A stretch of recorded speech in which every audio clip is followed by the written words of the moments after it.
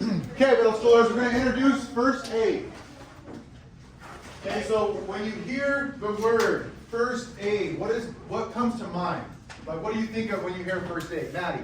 Band-aids and antiseptic. Band-aids and antiseptic. Good. Kalea? Brony? The Red Cross. Good. Grace? CPR. Good. I'm looking for something a little bit bigger. Curtis? Medical care. Good. Nevin? First response to First response or helping someone. So the word first aid, middle schoolers, literally means the first aid or help that you give someone. So maybe you're the first person on scene and you're helping that person, you're giving them aid or giving them help. You're the first person to help that person in need. Okay? So the technical definition of first aid is the first help or care that is given during an injury or an emergency situation. Okay? Maybe you and your friends are out playing, in the yard and someone gets a sliver. Okay, and you help your friend take that sliver out, that technically is first aid. Okay, if there's no adults around or no one to help, okay, and you need to help that person get a sliver out, wash it, okay, get a Band-Aid on it, that will be considered first aid. It's not always like being the first person on the scene of a car crash and giving CPR. Although that is extreme, hopefully nobody ever has to do that, because that's like a life or death situation. But first aid can mean a lot of different things, okay? Maybe you're chopping wood and you get a big blister on your hand, and you pop it and then put a Band-Aid on it. That would be considered first aid. Okay, so don't worry about writing anything down now. You can write the first aid part, but we don't have our sheets yet, okay? Okay, we're just going to talk about if you agree, disagree, or you're not sure. So, you have a question, Eli? Yeah, what's a sliver? A sliver, like a piece of wood, or like a little chunk that gets stuck in your hand. Maybe like you run your hand across a piece of wood that's kind of like not smooth, and you get a little sliver in your hand. Okay, so who can raise your hand if you would feel comfortable knowing how to help someone in a first aid situation? Okay, obviously the first aid situations can be different for everybody, but that's a good majority of hands. What about you disagree, or maybe you're just not comfortable helping someone, or maybe you don't like blood? Okay, and that's okay.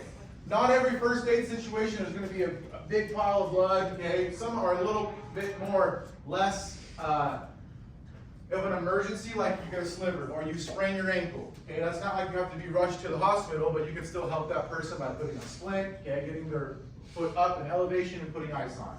So that makes me feel comfortable that a majority of us would feel comfortable helping someone in a first aid situation. Okay.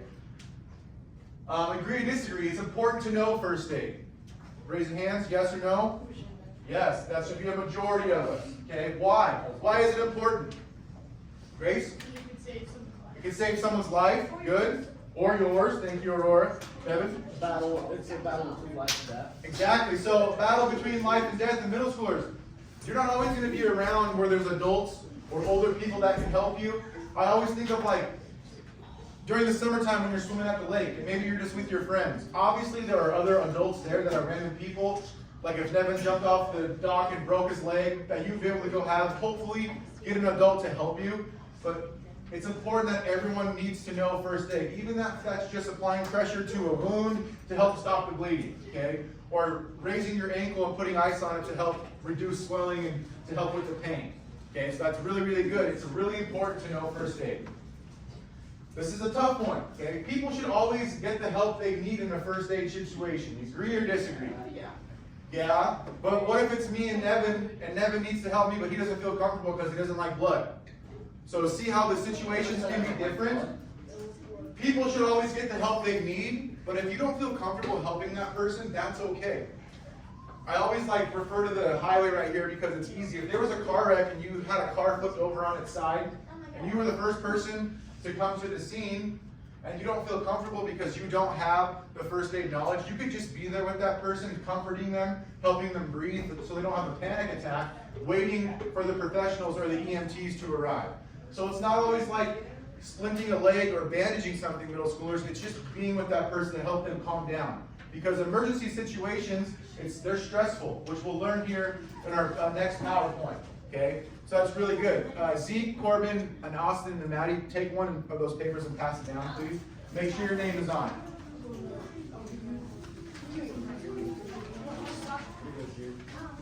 It's front and back. The front says first aid guided notes and should have a spot for your name.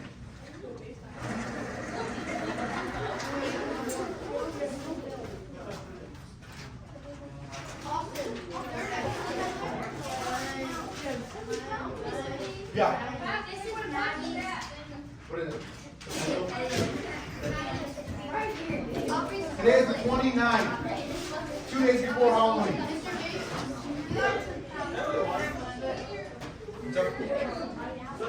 Okay. Make sure your name's on it. So we all should know the answer to number 1 that says, what is first aid, or what does first aid mean? First aid, middle schoolers, is the first aid or help given in an emergency situation. Okay, so again, it's the first help or aid given in an emergency situation. You could also just say the first help given in an emergency situation, or the first aid given.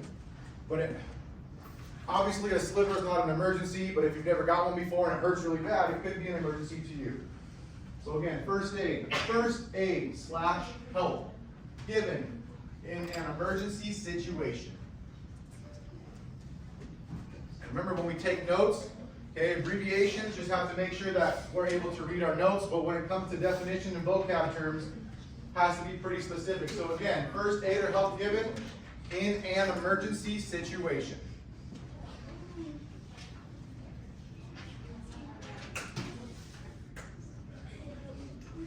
Okay, some of you may have heard these, or there's lots of pictures that are talking about the 3 C's. Okay, the 3 C's of an emergency situation, middle schoolers. So your responsibilities as a responder, which means if you're the first person on scene of an emergency, you would be considered the first responder. Okay? The 3 C's, the first C stands for check. You want to check the scene and make sure it's safe. Okay, again, you're the first one on the scene of an accident along the highway, there's a car upside down.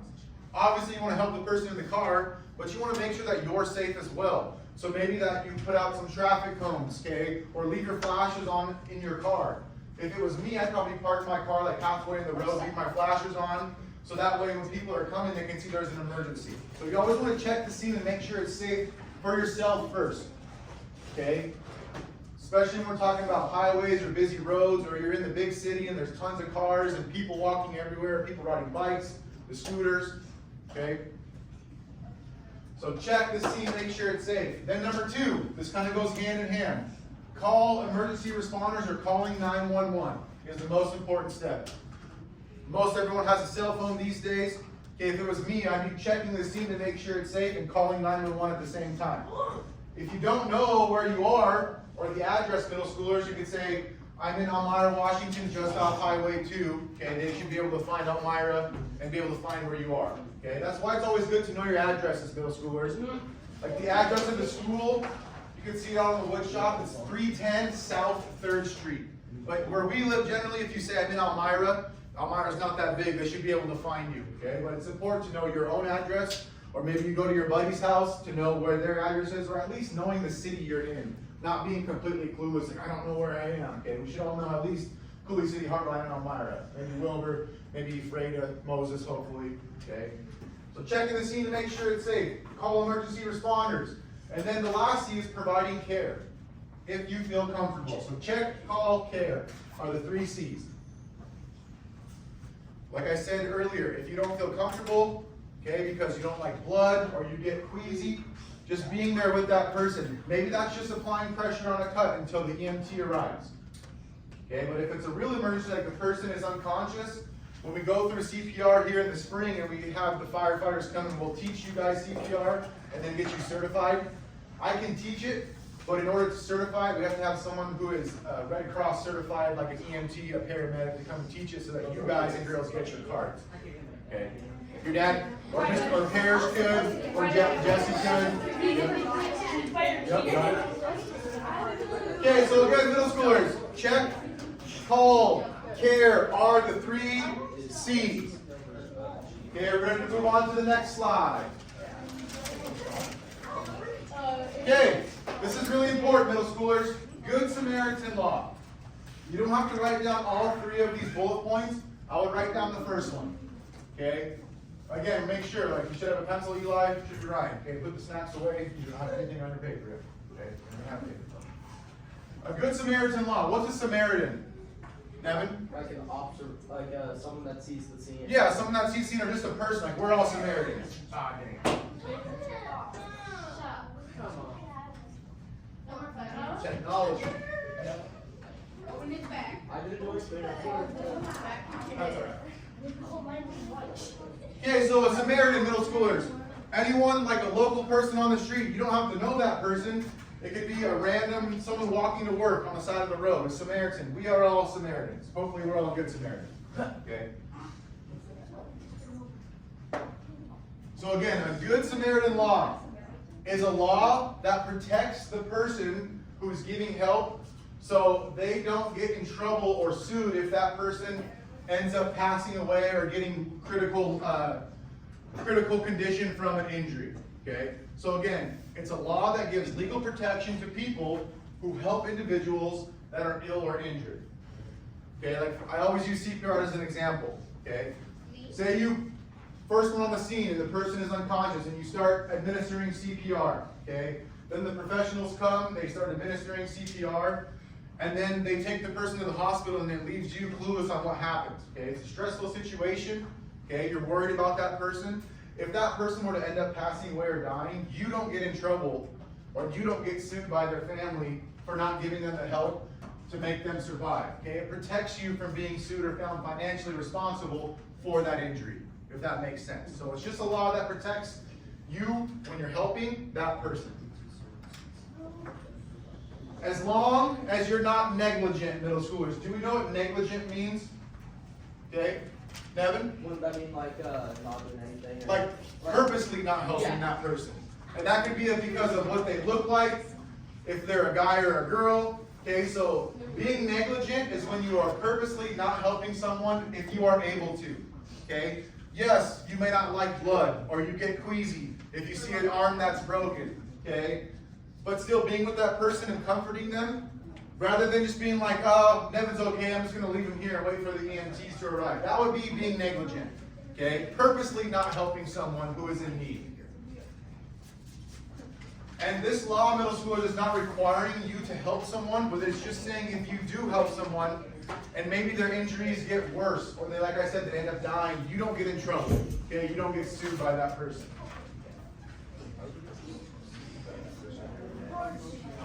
Doing a good job. Let's keep it up. Okay. We're going to raise hands here, middle schoolers. A first aid kit.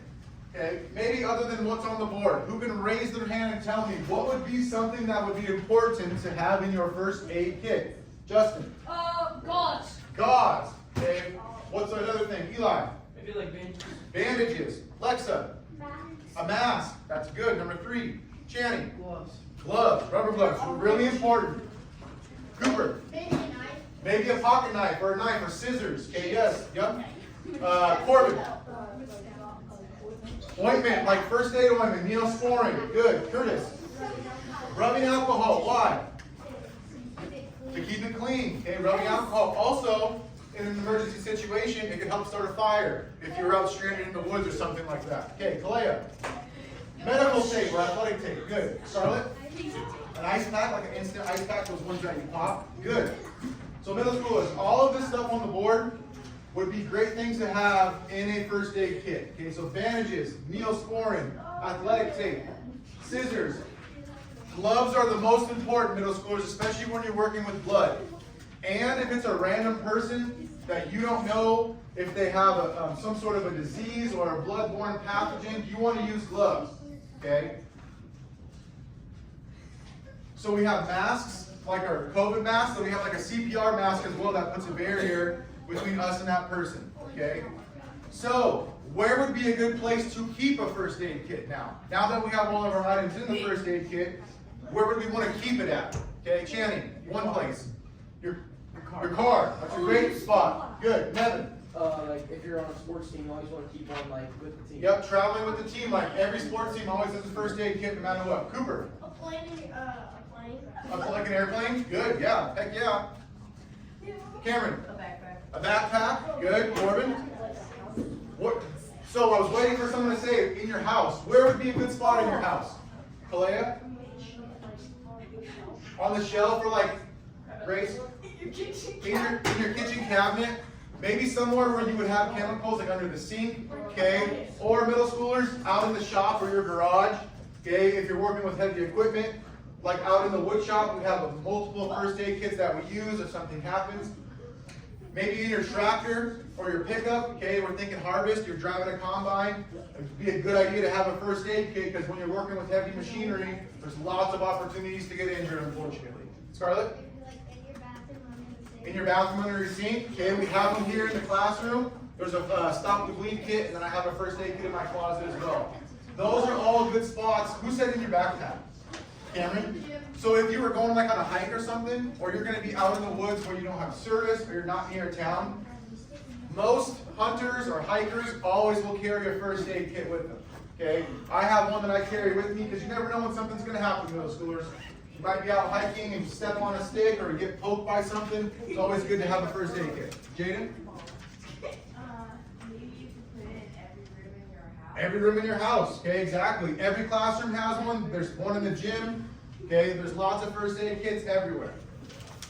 Okay, now we're going to talk about wounds, middle schoolers. If you're queasy and this is gross, I'm sorry, but it's not that bad. Okay, there is a little bit of blood. But we're going to talk about 3 different types of wounds, okay? A laceration, abrasion, and a puncture wound, okay?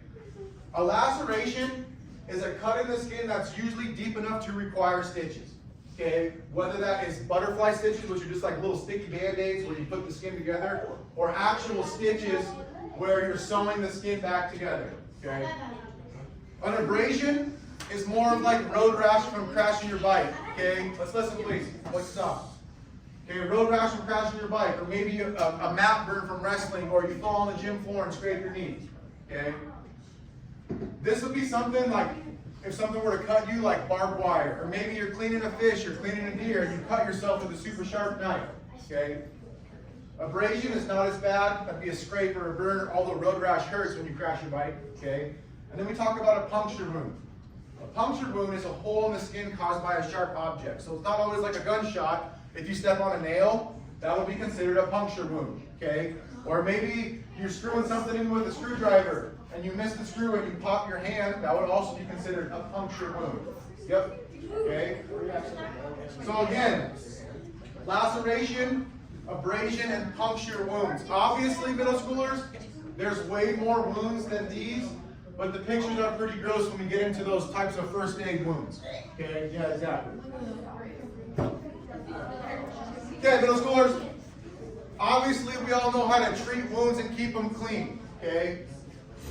So, maybe you're out building fence and you get scraped and you start bleeding. Middle schoolers, you want to clean it with soap and water, obviously, okay? Depending on how bad the wound is, if you need to apply pressure to stop the bleeding, what about applying pressure why do we want to apply pressure when we are bleeding or when someone else is bleeding? Levi? So you don't lose a lot of blood. Good. Grace? So you don't bleed out. Middle schoolers, when you apply pressure to a wound, the blood will start congealing or getting like jelly and prevent it from running out of your body. So that's why you see in movies and shows when they apply pressure, that makes the blood start thickening up and it starts congealing is what it's called. So it kind of turns like a jelly and makes it less leaking out of your system. Okay, Kayla, want to close those blinds? Again, middle schoolers, we always want to keep them clean, okay? And then, if we have like neosporin or antibiotic, okay? Like I cut my knuckle working over the weekend, okay? Went and washed it, let it dry, and then just put some neosporin on it, good to go, okay? I like talking about this because this happened to me, okay? So soft tissue injuries.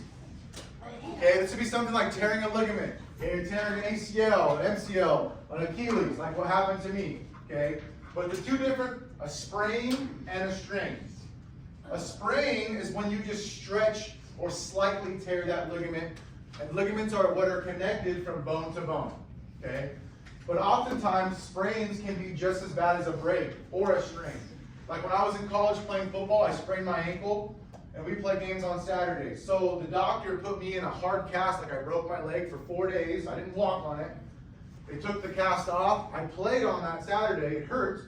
But the reason they put me in a cast is to try to get that muscle, okay, to prevent from being stretched out again, getting it back to where it's supposed to be so that I could play again. It hurt. Probably shouldn't have played, but it was worth it because I tried to help my team win. Okay, so, what's up? Did you guys win? We did, yep. Oftentimes sprains hurt, Like I think about like when you roll your ankle and your ankles twist like this so they go in, like you maybe go for a rebound, you come down and step on someone's foot and your ankle jolts like that. It's a slight stretching of that muscle, which is why it hurts, okay? A strain is not as bad. Maybe it's just like your muscles are sore, okay? You stretched a little bit extra or you hyperextended your elbow or your knee. Okay, but when we talk about tears and ruptures, okay, those are extreme, like causing surgery, okay?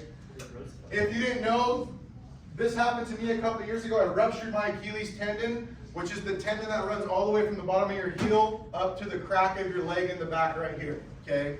It's about 3 inches thick, and it's just like a giant rubber band, okay? You can see how thick it is, and this is, again, just a fake picture, okay?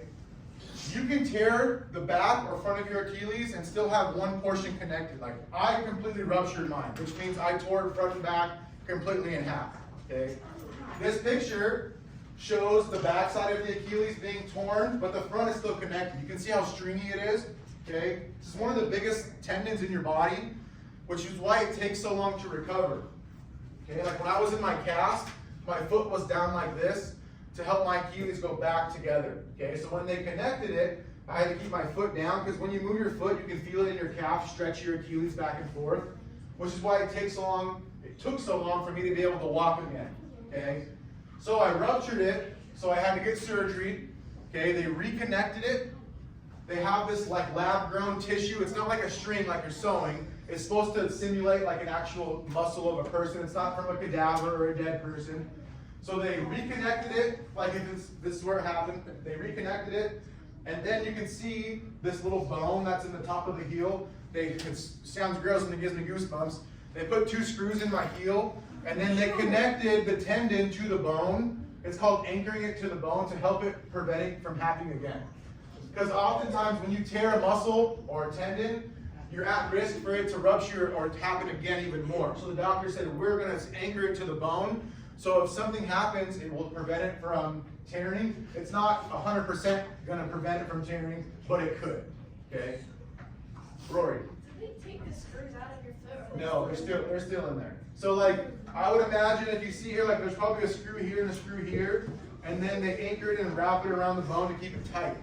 And it's gross to hear, and sorry if it makes anybody queasy. I saw a video on Facebook the other day of like just a rendering of what it looks like to fix your Achilles. It was just a cartoon drawing. I couldn't even watch it. It was so gross.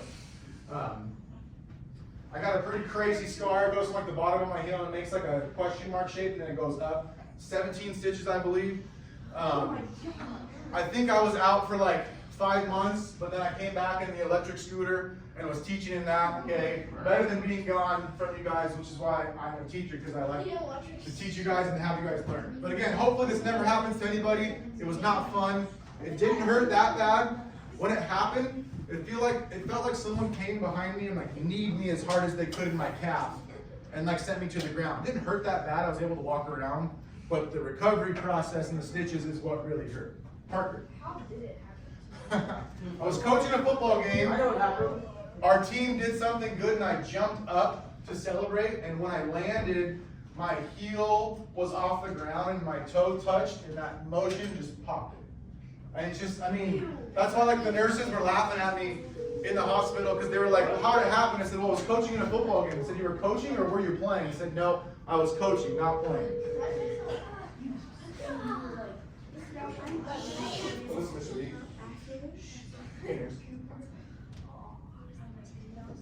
Yeah, for sure. I'll send them down. Yep. Nevin and Curtis, go down to the nurse office to do vision and hearing stuff. Bro. Oh, come on. Kaylin. What? It was like 3 years ago. I was just coaching a middle school football game versus Wilbur. Actually on my wedding anniversary, so my anniversary means a little bit something now different than not just my wedding, also the anniversary of me rupturing my Achilles tendon. Okay, we're gonna end here and then we'll do like a little fun assignment, okay? These are just pictures, they're not real. Okay, listen. So fractures or a broken bone, okay? A simple fracture, middle schoolers, is just a broken bone like this picture where it doesn't break through the skin. Okay, you guys and girls have all seen those movies where they break their bones and the bone is sticking out of the skin. That's an extreme, that's called a compound fracture, okay? So a simple fracture is a broken bone that does not break through the skin. Okay? A compound fracture are the gross fractures that you will see on shows. Maybe you've seen it in real life where the bone is sticking through the skin. Okay? And again, middle schoolers, I'm not trying to gross anybody out. This is just real life situations here. Hopefully no one ever has a compound fracture. When your bones are exposed to the outside elements, okay, it can really give you a chance at infection. Like I always think about where we live. We live in the middle of nowhere in rural America. Okay? It takes a long time for an ambulance to get to whatever town that you live in, or maybe you live out in the country in the middle of nowhere. Okay? It'd probably be quicker for you to just drive to the hospital than to wait for the ambulance to come and get you. Okay? So, if you do ever see a compound fracture, you don't want to touch the bone, you don't want to put anything on it. Also because that would hurt. Okay? Like your bones are protected by your skin. Okay? So if that was sticking out, just touching that bone would probably send you to the ground. I mean, it would just be like excruciating pain. Okay? Grace. What? No, your bones are made of calcium, but if your bone is sticking out and you touch it and it pushes back into your nerves, or like if you have a simple fracture in your arm, middle schoolers, and you're walking around and those two bones are rubbing against each other, that could cause bone spurs, and it could also cut your tendons or ligaments, and it would hurt a lot when those bones are rubbing back and forth like this. Okay? So, has anyone ever broken a bone? Levi, what'd you break? A couple of different ones? A lot of kids your guys' age break their wrists and their arms. You have growth plates right here. Okay, like we play two base quite a bit. I've had a lot of kids break their wrist running into the wall, which is why we want to start slowing down before we hit the wall. Okay, you hit that wall, boom, you have a growth plate here. And you guys and girls are young and still growing, which oftentimes is why those are so easy to break right here. You have growth plates in your knees and other parts of your body as well. Kalea? Broke your wrist, good. I've broken my pinky and my hand, but I've never had to have a surgery until I ruptured my Achilles tendon, which was probably the worst of my life. Corbin? Broke your ring finger? Good. Anyone ever broken a leg or a big bone? Cameron? You broke your leg? Were you little? Yeah. So that would be worse being a little kid and having a big long cast. Honor? I don't have one, but my brother does. I just like it. Your brother? Yes, he does. Yep. Grace? When Max was like 2, he broke his whole leg, and he kept like wiggling out.